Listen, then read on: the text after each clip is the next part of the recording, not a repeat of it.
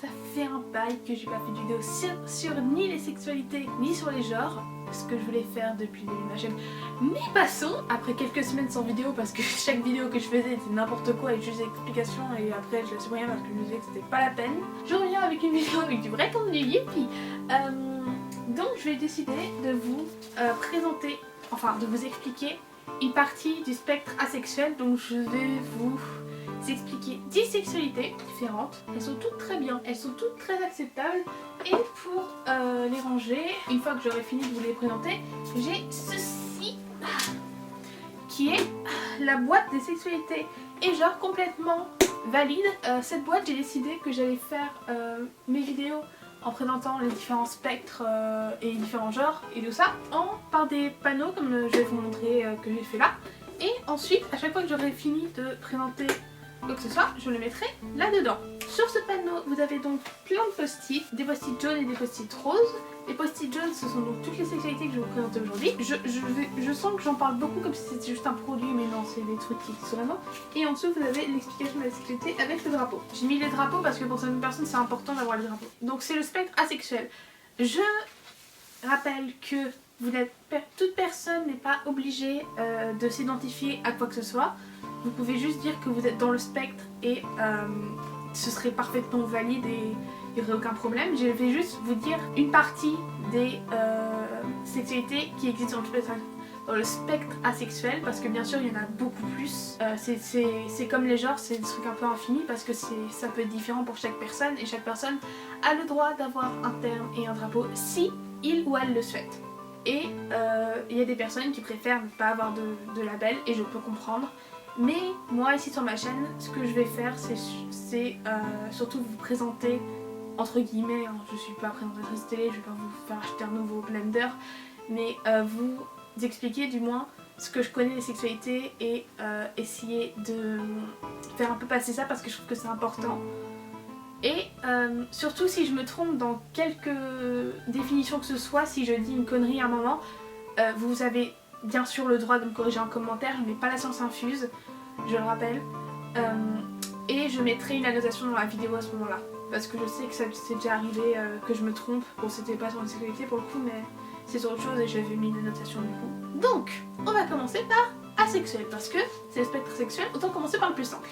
Donc, asexuel, c'est le fait qu'une personne ne ressente pas d'attraction sexuelle envers quelqu'un d'autre. Et c'est la base en fait du spectre sexuel, c'est quelqu'un qui peut ne pas ressentir ou ressentir très peu d'attraction sexuelle pour quelqu'un d'autre. Je tiens à rappeler bien sûr que les personnes asexuelles ça existe et c'est complètement normal, enfin c'est un truc qui arrive, il y a des gens qui sont comme ça et c'est tout. C'est comme le fait de préférer les filles, les garçons, les deux, ou autre chose. C'est juste comme ça, c'est pas un problème que quelqu'un peut avoir, c'est pas quelque chose qui soit nous un problème à cause d'un traumatisme, c'est quelque chose qui est juste qui existe. Il faut respecter ça. Donc si quelqu'un vient et vous dit qu'il est asexuel, s'il vous plaît, ou aromantique, s'il vous plaît, lui dites pas que voilà. Bon là j'ai parlé de sexualité, mais pour tout ce dont je vais vous parler, ça existe aussi je pense dans le spectre romantique. Il y en a certains, peut-être pas, mais pour la majorité je pense qu'ils existent aussi dans le spectre romantique, donc vous prenez le début et vous mettez juste romantique après. Donc grey sexual, ce serait grey romantique, asexual et romantique, etc. Donc voilà, c'est ça asexuel. Ensuite, j'ai mis demisexual, donc c'est quelque chose dont j'ai déjà parlé sur ma chaîne. Je vous mettrai le lien de la vidéo que j'ai fait là-dessus sur le petit i, parce que je me considère comme étant demisexual. Donc demisexual, c'est le fait qu'une personne ressente une attraction sexuelle uniquement envers des personnes avec qui ils ont des liens plus ou moins forts, ça dépend toujours. Mais c'est le fait de ne pas ressentir d'attraction sexuelle si on n'a pas créé de lien avec la personne. Ce lien peut être créé fictivement ou matériel ou vraiment, donc ça peut être un lien qu'on peut penser avoir avec quelqu'un comme un lien qui peut réellement se créer. C'est pour ça que même si tu es demisexual ou demi-romantique, tu peux ressentir un lien par exemple avec une personne que tu viens de jamais rencontrer ou par des personnages fictifs. Parce que c'est un lien quand même. Voilà, donc j'ai fait une vidéo entière dessus, du coup je passe très rapidement sur demisexual. Ensuite, il y a grey sexual. Grey sexual, c'est une personne qui ressent très peu ou très rarement de l'attraction sexuelle ou dans des circonstances très précises. un petit peu ou presque pas et ça dépend des cas. Donc les circonstances ça peut bien sûr être dépendant de la personne, autant de l'individu que de l'individu auquel il va être attiré. Ensuite nous avons free sexual. Je suis désolée, je vais très vite mais je vais vous mettre des vidéos ou des liens en barre d'infos pour si vous voulez en apprendre plus sur le spectre sexual ou sur certaines sexualités en particulier. Je passe très rapidement, c'est pour vous donner des idées parce que je pense pas qu'aller dans les détails ce soit génial parce que comme ça peut être vécu différemment par tout le monde, ce que je dis ça peut être faux pour quelqu'un d'autre qui se ressent comme une de ces sexualités là. Donc quand je dis que grey sexual c'est ça, quelqu'un peut le ressentir complètement différemment et quand même s'identifier comme étant grey sexual. Ce qui est totalement ok. Donc voilà. Ou quelqu'un peut juste se dire qu'il est dans ce spectre sexuel et ça peut le saouler d'avoir tout ça.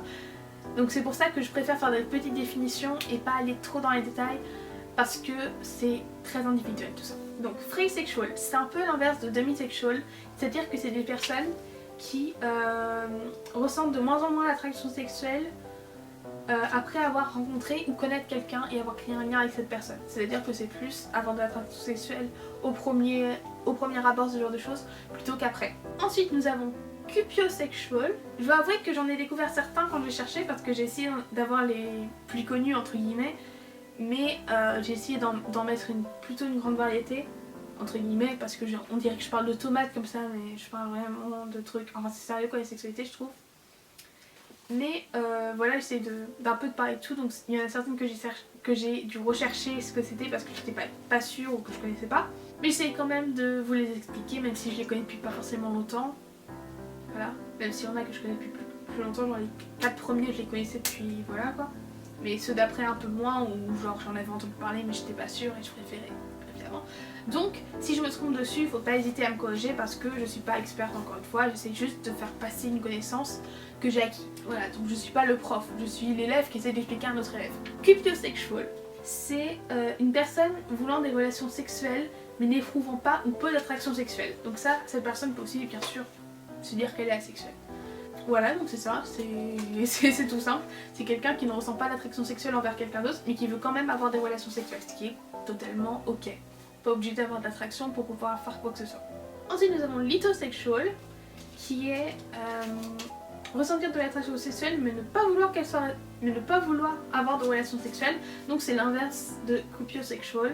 Voilà, donc c'est juste l'inverse, c'est ressentir cette attraction mais ne pas vouloir avoir de relations sexuelles. Encore une fois, ça peut juste être ne pas vouloir en avoir. Cependant, ce n'est pas à cause forcément d'un traumatisme ou quoi que ce soit.